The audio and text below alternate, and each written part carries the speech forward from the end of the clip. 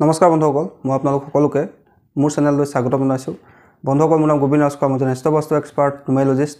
বন্ধুসকল, আপোনালোকৰ সুবিধাৰ্থে মই চেনেলটোত বাস্তুৰ সম্পৰ্কে, সংখ্যাতত্বৰ সম্পৰ্কে, জ্যোতিষৰ সম্পৰ্কে, তাৰ লগতে তন্ত্ৰৰ বিভিন্ন পৰিকৰ ভিডিঅ'সমূহ ইয়াত আপলোড কৰি থাকোঁ। গতিকে যদিহে আপোনালোকৰ মোৰ চেনেলৰ ভিডিঅ'সমূহ চাই ভাল লাগে, অনুগ্ৰহ কৰি মোৰ চেনেলটো ছাবস্ক্ৰাইব কৰিব, ভিডিঅ'সমূহ লাইক কৰিব, কমেণ্ট কৰিব আৰু যিমান পাৰে শ্বেয়াৰ কৰিব।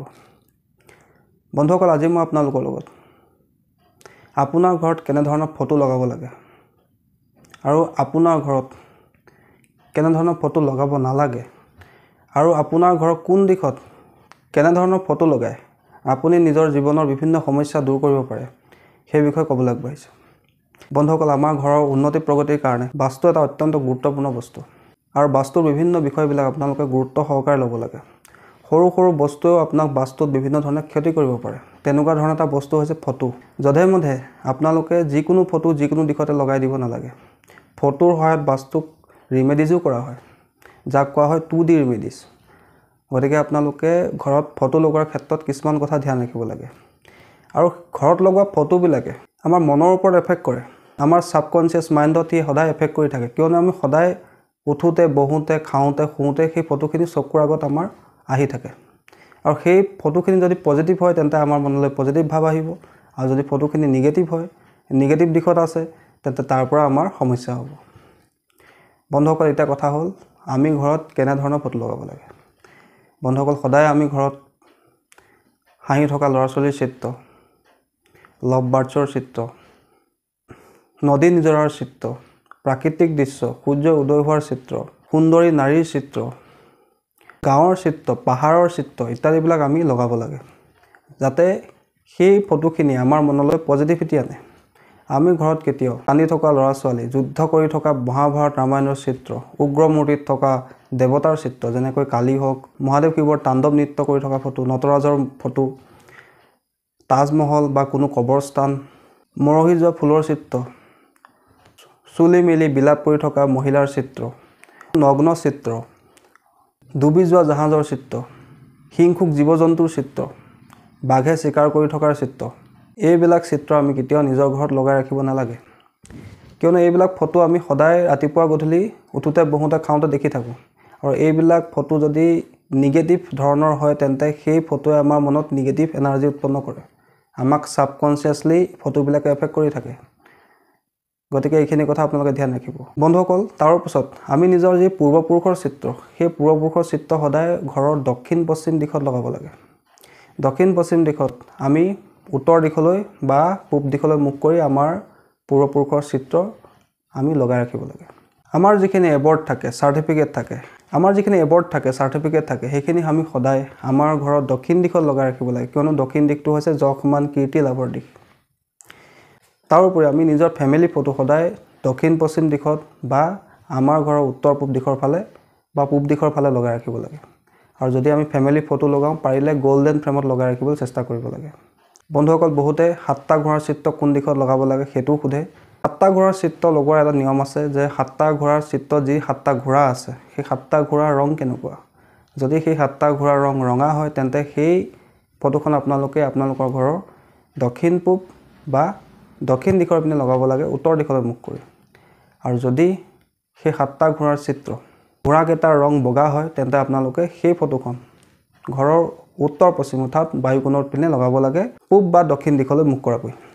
বন্ধুসকল, তাৰোপৰি যদি আপোনালোকৰ কোনোবা আইডিয়েল পাৰ্চন আছে, আদৰ্শ ব্যক্তি আছে, ধৰি লওক মহাত্মা গান্ধী হওক, নেতাজী সুভাষ চন্দ্ৰ বসু হওক, লাচিত বৰফুকন হওক ইত্যাদি, যিখিনি আপোনালোকৰ আইডিয়েল ব্যক্তি আছে, এইসকল ব্যক্তিৰ ফটো সদায় আপোনাৰ ঘৰত দক্ষিণ পশ্চিম দিশত বা দক্ষিণ দিশত লগাই ৰাখিব।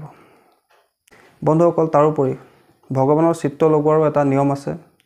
বন্ধুসকল, মন্দিৰৰ ভিতৰত আপোনালোকে ভগৱানৰ চিত্ৰ লগায়, সেইটো বেলেগ কথা, কিন্তু ঘৰত নিজৰ বেডৰুমত, নিজৰ কিটচেনত কেতিয়াও ভগৱানৰ চিত্ৰ লগাই নাৰাখিব।